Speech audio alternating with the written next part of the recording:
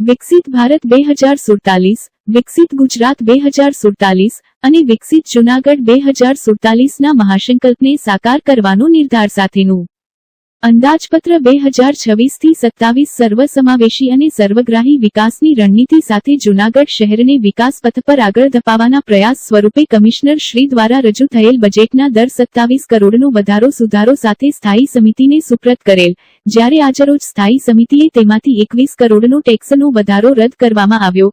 આ અંગે press conference બોલાવી પ્રેસ સમક્ષ આ બજેટ અંગે વિશેષ માહિતી આપતા મહાનગરપાલિકા સ્થાયી સમિતિના ચેરપર્સન પલ્લવીબેન ઠાકર अन्य कमिश्नर श्रीए स्टेन्डिंग कमिटी ने જ્યારે બજેટ સુપ્રત કર્યું ત્યારે તેમણે 1501 કરોડનું બજેટ છે એ સુપ્રત કર્યું હતું અને 27 કરોડનો વધારો ટેક્સની અંદર માન્ય કમિશનર શ્રીએ સૂચવ્યો હતો।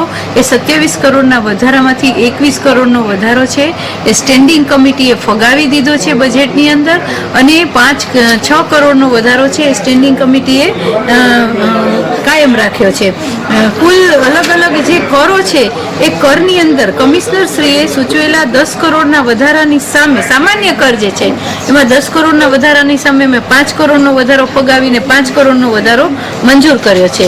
ડ્રેનેજ ફીની અંદર કમિશનર શ્રીએ 2 કરોડનો વધારો કર્યો હતો, એમાં 1 કરોડનો વધારો અમે મંજૂર નથી કર્યો ને 1 કરોડનો વધારો અમે મંજૂર કર્યો છે। પાણી વેરાની અંદર કમિશનર શ્રીએ 4.5 કરોડનો વધારો કર્યો હતો, અમે પાણી વેરા બિલકુલ વધાર્યો નથી।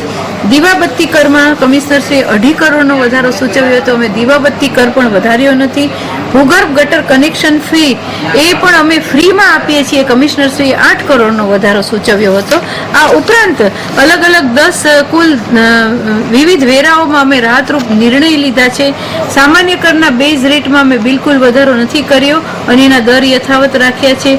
યુઝર ચાર્જમાં વધારો નથી કર્યો, સફાઈ કરમાં અમે વધારો નથી કર્યો, ભાડાની જે દુકાનો છે એમાં પણ અમે એના ભાડામાં પણ વધારો નથી કર્યો, એમ્બ્યુલન્સ ફીમાં વધારો નથી કર્યો, રેવન્યુ ટેક્સ દ્વારા વસૂલવામાં આવતી જુદી જુદી લાયસન્સ ફીમાં પણ વધારો નથી કર્યો, swimming pool fee, fire safety નથી અને ડેવલપમેન્ટ ફીમાં પણ અમે કોઈ વધારો કર્યો નથી, બલકી જૂનાગઢ મહાનગરની નું ડેવલપમેન્ટ ખૂબ સરસ રીતે થઈ રહ્યું છે, મક્કમ ગતિથી આગળ વધી રહ્યું છે। જૂનાગઢના રોડ રસ્તા છે એ પણ થઈ રહે છે, ભૂગર્ભ ગટરનું નેટવર્ક પણ જૂનાગઢની અંદર 70% જેટલું થઈ ગયું છે અને આ ઉપરાંત નરસિંહ સરોવર, વાઘેશ્વરી તળાવ, લોલ તળાવ, આવા બધા નરસિંહ સરોવર તો લોકો સામે ખુલ્લું મુકાઈ ગયું છે અને લોકો એમાં ખૂબ આનંદિત થાય છે એમાં એની અંદર જઈને। અને આ ઉપરાંત જૂનાગઢ એક આપણું હેરિટેજ સિટી છે, તો આ હેરિટેજ રીતે વિકાસ થાય એ પણ અમે અમારા બજેટની અંદર લઈ લીધું છે। હેરિટેજ સ્ટ્રીટ બનાવી એ પણ અમે બજેટની અંદર લઈ લીધું છે।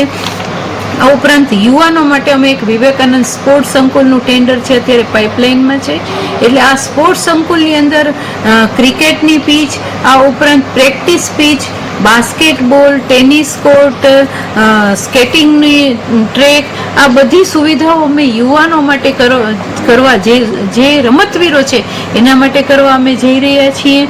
મહિલાઓ માટે પણ આ બજેટની અંદર મહિલાઓ માટે એક ફિઝિયોથેરાપી સેન્ટર ઊભું થાય, આપણા પીએચસી સેન્ટરોની અંદર, આપણા અર્બન સેન્ટરની અંદર આ ફિઝિયોથેરાપી સેન્ટર થાય। સાંધા અને વા અને હિમોગ્લોબિન અને એનામાં કેલ્શિયમની જે ખામીઓ હોય છે બહેનોની અંદર, તો એનું નિયમિત સમયાંતરે તબીબી પરીક્ષણ થાય ને એ રીતે એને સારવાર પૂરી પાડવામાં આવે એ અમે આ બજેટની અંદર વિચાર્યું છે। આ ઉપરાંત આપણી જે કિશોરીઓ છે એને વેકેશનની અંદર સ્વરક્ષણની તાલીમ આપીએ, કરાટે જુડોની તાલીમ આપીએ, એ પણ આગામી સમયની અંદર કોર્પોરેશન દ્વારા અમે કરવા જઈ રહ્યા છીએ।